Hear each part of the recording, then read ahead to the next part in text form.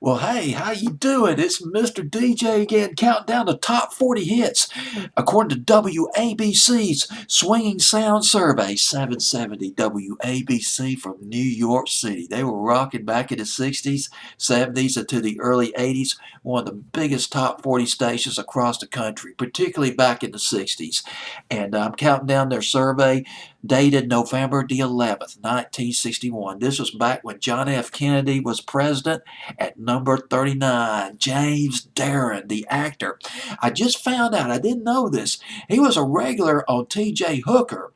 And you might remember that cop show. William Shatner was in that show. And there was another, I can't remember her name, the famous actress. But he was in that show, and I didn't know that.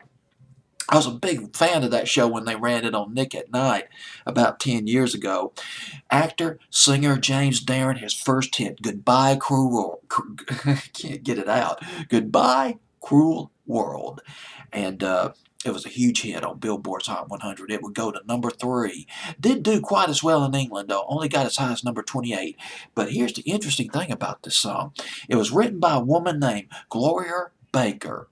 She wrote the music to the Christmas Carol, Do You Hear What I Hear? She wrote that during the Cuban Missile Crisis. Now, this is something else that I found out about Gloria Baker that blew my mind. You remember that song?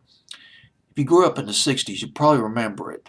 But you'd have to be really into top 40 music. Listen to the top 40 music to remember this one, although this was a huge hit. She wrote the song The Man in My Little Girl's Life by Mike Douglas, the TV host. Remember that one? From the tail end of 1965, she wrote that. And she wrote this one, first hit for James Darren, Goodbye Cruel World.